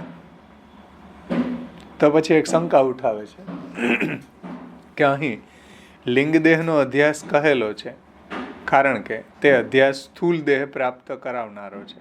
એટલે લિંગદેહનો જે અધ્યાસ છે, જીવ સાથે જોડાયેલો છે, લિંગદેહ સૂક્ષ્મ દેહ, એને કારણે એને સ્થૂલ દેહ મળે છે. એટલે જ્યાં સુધી લિંગદેહ ન છૂટે, જીવભાવ દૂર ન થાય ત્યાં સુધી મુક્ત ન થાય. મુક્ત ન થાય ત્યાં સુધી ફરી પાછો એ જન્મે, ફરી પાછો સંસાર આસક્ત થાય. એટલે લિંગદેહનો અધ્યાસ હોય જ્યાં સુધી, એટલે એના કારણે એને સ્થૂલ દેહનો અધ્યાસ થાય. વળી બ્રહ્મા વગેરે દેવોને પણ સ્થૂલ દેહ હોય છે. બ્રહ્માજીનો દેહ જોવા મળે ને 4 મુખવાળા, તો બ્રહ્માજી વગેરે દેવોને સ્થૂલ દેહ તો હોય જ છે. તેથી તે સ્થૂલ દેહના કારણરૂપ બુદ્ધિ, પ્રાણ અને ઇન્દ્રિયોના સમૂહ લિંગ દેહનો અધ્યાસ અવશ્ય હોવો જોઈએ. અને તે બુદ્ધિ વગેરે જે અહીં કહેવામાં આવે છે તે જ હોવા જોઈએ બ્રહ્માજી વગેરેને પણ. તેથી બ્રહ્મા વગેરેને દેહાત્મ બુદ્ધિ નથી હોતી એમ કેમ કહેવાય? એવી શંકા થાય. એટલે તમે એમ કહો કે આ દેવોને દેવાંગનાઓને આ બધા રમા ઉમા રમાને બધાને બ્રાહ્મણીને એને બધાને દેહાત્મ બુદ્ધિ નથી એમ. તો જોવા તો મળે છે કે બ્રહ્માજીને સ્થૂલ દેહ છે, વિષ્ણુનો છે, શિવજીનો છે, દેવી દેવતાઓનો છે. જોવા તો મળે છે કે સ્થૂલ દેહ નહીં છે, દેવોને પણ સ્થૂલ દેહ હોય છે. તેથી તે સ્થૂલ દેહના કારણ રૂપે બુદ્ધિ છે, પ્રાણય છે, અંતઃકરણ છે, ઇન્દ્રિયો છે. જેમ આપણી ઇન્દ્રિયો છે, મન બુદ્ધિ ચિત્ત અહંકાર ઇન્દ્રિયો, એમ બ્રહ્માજી નહીં છે, એમ વિષ્ણુ નહીં છે, એમ શિવજી નહીં છે, એમ ઇન્દ્ર નહીં છે, બધા દેવો નહીં છે. તો આપણી જેમ તો છે. તો તમે એમ કેમ કહો છો કે એને દેહાત્મ બુદ્ધિ નથી? આગળ કીધું ને કે એને દેહાત્મ બુદ્ધિ બ્રહ્માણીને કે રમાને કે ઉમાને હોતી નથી, દેવોને નથી હોતી. તો પછી સ્થૂલ દેહ દેખાઈ તો રહ્યો છે બધા દેવતાઓનો, આ શંકા છે. તો એને કેમ દેહાત્મ બુદ્ધિ નથી? આવો પ્રશ્ન છે. એના જવાબમાં શ્રી મહાપ્રભુજી સમાધાન કરે છે કે ભાઈ બ્રહ્માજી વગેરેના દેહ, પ્રાણ, ઇન્દ્રિયોના સ્વરૂપ જાણવા જોઈએ, તો સમજમાં આવે કે એનો દેહ અલગ છે કે આત્મા અલગ છે. એના સ્વરૂપને જાણીએ તો સમજ આવે કે એને દેહાત્મ બુદ્ધિ છે કે નહીં. એમ બ્રહ્મા વગેરેના દેહ, પ્રાણ, ઇન્દ્રિયોના સ્વરૂપ જાણવા જોઈએ.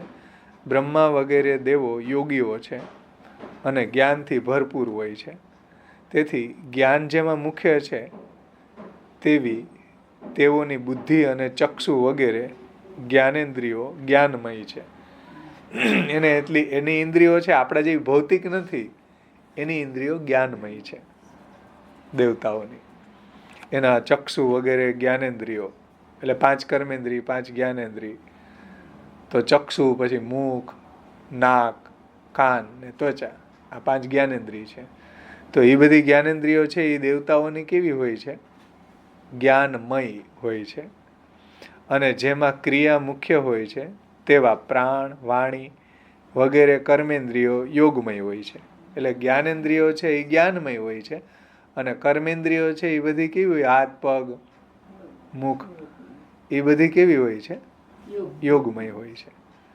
આ જ્ઞાનમય અને યોગમય હોવાનું કારણ એવું છે કે આ જીવોથી હું આ કાર્ય કરીશ, આ જીવોથી હું આ કાર્ય કરીશ એવી જ્યારે ભગવાનની ઈચ્છા થાય છે, અથવા જ્યારે તેઓની પોતાની એવી ઈચ્છા થાય છે, ત્યારે તેઓમાં તે જ્ઞાનમય અને યોગમય બંને પ્રકારના બુદ્ધિ ઇન્દ્રિયો વગેરે હોવાથી તેનાથી જ પહેલાં જ પ્રાપ્ત કરેલા દેહ ઇન્દ્રિયો વગેરે પ્રકાશવાળા થાય છે.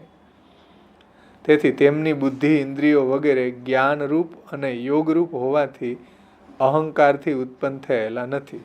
જેમ આપણી ઇન્દ્રિયો, કર્મેન્દ્રિયો, જ્ઞાન ઇન્દ્રિયો જે અહંકારથી લિપ્ત છે એવું દેવતાઓમાં નથી. એટલે દેવતાઓના દેહ જે છે આપણા જેવા ભૌતિક નથી. એમ એટલે શ્રી મહાપ્રભુજી સમજાવે છે કે ભાઈ બ્રહ્માજી વગેરે દેવતાઓ જે છે એના દેહ વગેરે છે, એની બુદ્ધિ ઇન્દ્રિયો એ જ્ઞાનરૂપ છે, યોગરૂપ છે. અને જ્ઞાનરૂપ અને યોગરૂપ હોવાથી અહંકારથી ઉત્પન્ન થયેલા નથી. કારણ કે ભગવાને ઉત્પન્ન કર્યા છે. અથવા તો આ જીવોથી હું આ કાર્ય કરું, બ્રહ્માજી રૂપથી હું આ કાર્ય કરું, જગતનું પાલન કરું, શિવજી રૂપથી હું આ સંહાર કરું, વિષ્ણુ રૂપથી હું આ પાલન કરું, એવું ભગવાને જ એ બધા રૂપો લીધેલા છે. એટલે એના દેહ આપણા જેવા કોઈ ભૌતિક નથી. ભલે દેખાય છે આપણા જેવા જ, હાથય છે, ચરણય છે, મુખય છે, પણ આપણા જેવા ભૌતિક દેહો એને નથી. એટલે તો અંતર ધ્યાન થઈ શકે, મોટા થઈ શકે, સૂક્ષ્મ બની શકે, એવું કે આપણે કાં બની ન શકીએ? કારણ કે આપણા દેહ ભૌતિક છે. દેવતાઓના અને અવતારો જે થાય, મત્સ્ય અવતાર થયો તો 1 કલાકમાં 1000 યોજન લાંબુ માછલું થઈ ગયું. કેમ થઈ ગયું? જો પ્રકૃતિ આપણા જેવા ભૌતિક દેહ હોય તો આપણે કેટલા વર્ષે 5 ફૂટ થાય, એમાંય ઘટે 2 ઇંચ. તો બાયોડેટામાં ઓછી મેળ ન આવે કે 5માં 2 ઘટે જ ભાઈ, એટલે જામશે નહીં. એટલે આપણા દેહ બધા ભૌતિક છે, પ્રાકૃત છે. એ દેવતાઓના દેહ એવા નથી. ભલે દેખાય એવા આપણા જેવા એમ, પણ આપણા જેવા ભૌતિક નથી. એટલે એને દેહાત્મ બુદ્ધિ હોતી નથી. એમ એવું અહીંયા તાત્પર્ય છે. કારણ કે ભગવાને આ જીવોથી હું આ કાર્ય કરું એમ લીલાર્થ ભગવાને ગુણાવતારો, લીલા અવતારો પ્રગટ કરેલા છે. એટલે ભગવાનની ઈચ્છા થાય છે કે આ રીતે હું આ કાર્ય કરવા માટે આવો દેહ ધારણ કરું એમ. એટલે એના બુદ્ધિ ને ઇન્દ્રિયો ને એ બધા ભૌતિક નથી. એમ તેમનાથી જ પહેલા પ્રાપ્ત કરેલા દેહ ઇન્દ્રિય વગેરે પ્રકાશવાળા થાય છે. એમ એટલે જે જ્ઞાનમય અને યોગમય બંને પ્રકારના જે એના બુદ્ધિ ને ઇન્દ્રિયો છે સૂક્ષ્મ, એનાથી જ એના સ્થૂલ દેહ ઇન્દ્રિયો પ્રકાશમાન થાય છે. તેથી તેમની બુદ્ધિ, ઇન્દ્રિયો વગેરે જ્ઞાનરૂપ અને યોગરૂપ હોવાથી અહંકારથી ઉત્પન્ન થયેલા નથી, જેમ આપણા થયેલા છે. વળી માત્ર ભગવાનની અથવા તો પોતાની ઈચ્છાને અધીન હોવાથી માયાને અધીન નથી. જુઓ, આપણા દેહ ઇન્દ્રિયો વગેરે છે એ કેવા છે? માયાને અધીન છે, અવિદ્યાને અધીન છે. એટલે આપણે અવિદ્યાના કારણે અધ્યાસો લાગુ પડેલા છે. એના દેહ ઇન્દ્રિયો, બ્રહ્માજી વગેરેના દેહ ઇન્દ્રિયો એવા નથી, એમ અવિદ્યાને અધીન નથી. શ્રી મહાપ્રભુજી એને સમજાવે છે કે ભાઈ આપણા જેવા ભૌતિક દેહ ઇન્દ્રિયો એને નથી, એટલે આપણને જેવી દેહાત્મ બુદ્ધિ અહીંયા થાય છે એવી દેહાત્મ બુદ્ધિ દેવતાઓને નથી થતી. એમ વળી માત્ર ભગવાનની અથવા તો પોતાની ઈચ્છાને અધીન હોવાથી, પોતાની એટલે તત્ત દેવતાઓની અને ભગવાનની ઈચ્છાને અધીન છે, અને ભગવાને જે એને ઓથોરિટી આપી છે એટલું એને સ્વાતંત્ર્ય આપ્યું છે, એટલે પોતાની ઈચ્છાને અધીન. બ્રહ્માજીને ને શિવજીને ને વિષ્ણુને દેવી ઇન્દ્રને એટલું સ્વાતંત્ર્ય ભગવાને આપ્યું છે ને કે એ સ્વતંત્ર કાર્ય ભગવાનની આજ્ઞા જે છે એ પ્રમાણે કરી શકે, જે એને ઓથોરિટી આપી એ પ્રમાણે. એટલે ભગવાનની ઈચ્છાને અધીન છે અને પોતાની ઈચ્છા પ્રમાણે એ કરે છે. પોતાની ઈચ્છાને અધીન હોવાથી ભગવાનની અથવા પોતાની ઈચ્છાને અધીન હોવાથી માયાને અધીન નથી. આ બધાના દેહ છે એ કોઈ માયાને અધીન નથી. આ કારણે માયાના કાર્યરૂપ અવિદ્યાના દેહ વગેરેના અધ્યાસરૂપ વિભાગ તેઓમાં હોતા નથી. દેવતાઓમાં આવા આપણને જેવા અધ્યાસો છે એવા અધ્યાસો એને હોતા નથી. સમજેશ ને વાત? આ એમ કીધું ને, જીવને જે અધ્યાસો થયા તો બ્રહ્માજી વગેરેને દેહને, પ્રાણને, બુદ્ધિને એવું દેખાય છે જેમ આપણને દેખાય. આપણને તો અધ્યાસ છે, દેહાત્મ બુદ્ધિ છે, એને કેમ નથી? તો એના જવાબમાં આ વાત આવી કે ભાઈ ભગવાનની ઈચ્છાથી એને દેહ ધારણ કરેલા છે અને એના દેહ છે એ પ્રાકૃત નથી. એમ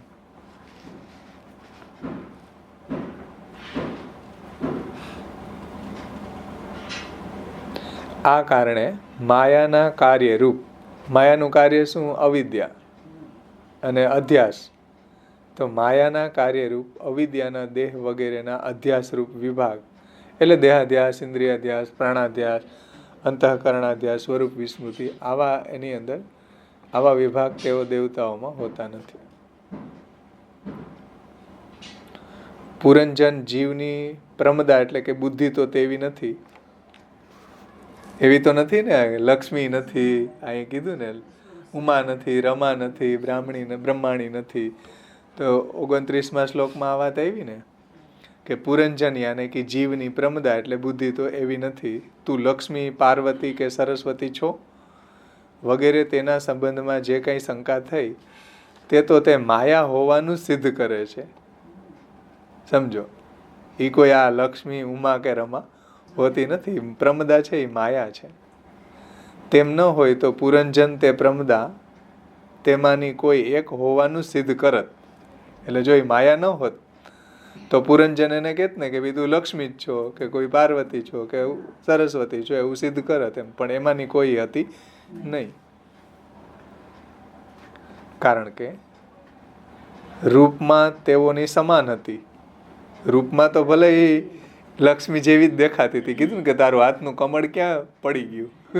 પુરંજને કીધું કે તારું હાથનું કમળ ક્યાં ગયું જો લક્ષ્મી હોય તો? તો પુરંજન એ પ્રમદા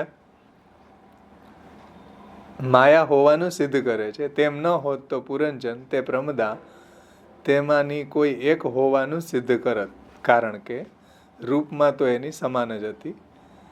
તેઓ માની કોઈ તું નથી, એવું શ્લોક 29માં પુરંજને કીધું કે એમાંની તું કોઈ જણાતી નથી. કેમ? તારા ચરણ નીચે જમીનને સ્પર્શ કરે છે.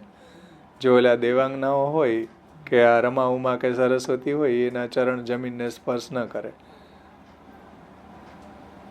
એમ ન કહે. વળી એટલે તેઓ માની કોઈ તું નથી એવું કીધું જ ને. જો ઓલે ઉપર માના કોઈ હોત, પાર્વતી, સરસ્વતી વગેરે, તો એવી રીતના ન કહે. વળી મોહ કરનારી હોવાથી તે પ્રમદાએ પોતામાં ન હતા તેવા ઉત્તમ સ્વરૂપ પહેલા પોતામાં જણાવ્યા. તેથી તે માયારૂપ જ હતી. માયા શું કરે? જે ન હોય એવું બતાડે. માયાનું કાર્ય જે આચ્છાદન કરી દે, અન્યથા પ્રતીતિ કરાવે. ઋતેર્થે યત પ્રતિયત ન પ્રતિયત આત્મની તદ વિદ્યા આત્મનો માયા યથા ભાસો યથા તમ. માયાના કાર્ય શું? આચ્છાદન કરવું, જેવું હોય એવું ન દેખાડવું ને અન્યથા દેખાડવું. એ માયાના કાર્ય છે. એટલે બુદ્ધિ અહીંયા માયા છે એમ મહાપ્રભુજી કહે છે. ધ્યાનથી સમજો આ વાત. કે વળી મોહ કરનારી હોવાથી તે પ્રમદાએ પોતામાં ન હતા એવા ઉત્તમ સ્વરૂપ પહેલા પોતામાં જણાવ્યા. એટલે તો ઓલો મોહિત થઈ ગયો ને જીવ, પુરંજન. તેથી તે માયારૂપ જ હતી. બુદ્ધિ છે એ માયારૂપ હતી. તેથી જ આ પ્રમદા બીજા કોઈને મોહ પમાડી મને રમણ ન કરાવે એવી શંકાથી આ પૂરમાં પ્રવેશ કરવા યોગ્ય છે એવું પુરંજને કીધું. કે આ પ્રમદા બીજા કોઈને મોહ પમાડી મને રમણ ન કરાવે,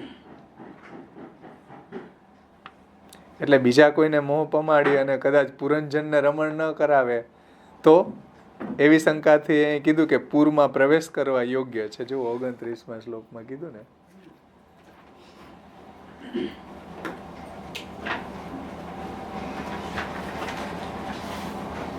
એટલે હું જો એકલો કર્મ રહિત છું તો પણ તારા સંગથી અનેક કર્મ વાળો થયો છું. મારી સાથે રહી તું પણ આ નગરીને શોભા આપ, એવું કીધું ને પુરંજને બુદ્ધિને, કે તું આ શોભા વધાર નગરીની એમ. એટલે શ્રી મહાપ્રભુજી એને સમજાવે છે કે વગેરે પ્રાર્થના એને જે કરી કે આ પ્રમદા છે એ બુદ્ધિ છે એ બીજા કોઈને મોહ પમાડી મને રમણ ન કરાવે તો, એટલે એણે કહ્યું કે આ પૂરમાં પ્રવેશ કરવા યોગ્ય છે. શ્લોક 29માં વળી શ્લોક 29 વગેરે પ્રાર્થના તેને તે લક્ષ્મી વગેરેથી જુદી હોવાનું સંભવવાથી પુરંજને કરેલી. એટલે લક્ષ્મી વગેરે હોય તો આવી પ્રાર્થનાનો કોઈ પ્રશ્ન જ નથી. જેનો નિષેધ આગળ કરી દીધો કે ભાઈ ગુરુ પત્ની વગેરે સાથે સંબંધ ન થઈ શકે. એટલે લક્ષ્મી વગેરે કે પાર્વતી કે સરસ્વતી વગેરે હોત તો આવી પ્રાર્થના ન કરત. લક્ષ્મી વગેરેથી જુદી હોવાનું સંભવવાથી પુરંજને આવી પ્રાર્થના કરેલી. વળી આ સમયે તે પ્રમદા કોઈ કાર્ય કરતી ન હતી, છતાં પણ તે માત્ર પોતાના પાસે હોવાથી જ પુરંજન તેના વિના એક ક્ષણ પણ રહેવા અશક્ત થવાથી તે ઉત્પન્ન કરેલ ભગવાન કામદેવ મને પીડા કરે છે એવું 30મા શ્લોકમાં પુરંજને કીધું. એમ ઈ કહે છે. શા માટે? કે આ મારી પાસે જ રે. બુદ્ધિ છે આ પ્રમદા છે એ મારી પાસે જ રે. એટલા માટે 30મા શ્લોકમાં એને કીધું કે ભાઈ તું હવે મને છોડીને નહીં જા. પરંતુ આ જ તારા કટાક્ષોએ મારા મનને બેકાબુ બનાવી દીધું છે. તારી લજ્જાળ અને રતિભાવથી સભર હાસ્ય સાથે ભ્રુકુટીના સંકેત મળતા આ શક્તિશાળી કામદેવ મને પીડી રહ્યો છે. તેથી હે સુંદરી, હવે તારે મારા ઉપર કૃપા કરવી જોઈએ. આવું જે પુરંજને કીધું એનું તાત્પર્ય શ્રી મહાપ્રભુજી અહીંયા સમજાવે છે કે પોતાની પાસે જ હોવાથી જ પુરંજન એના વિના એક ક્ષણ પણ રહેવા અશક્ત હોવાથી આવા શબ્દો ઈ કહે છે. અને એમ તેને કહે છે. અથવા તો દેહાત્મમતિની સન્નિધિ એટલે કે હાજરી પ્રાપ્ત થતા, દેહાત્મ બુદ્ધિની કે મતિની હાજરી પ્રાપ્ત થતા દેહ વિના રહેવા અશક્ત થઈ.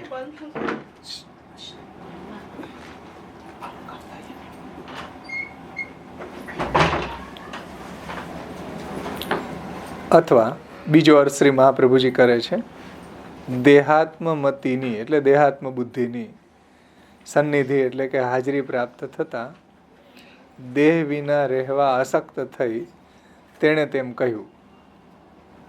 તેથી જીવના આ વચનો પ્રમાણે તે મોહ કરનારી હોવાથી માયા જ હોવાનું સિદ્ધ થાય છે.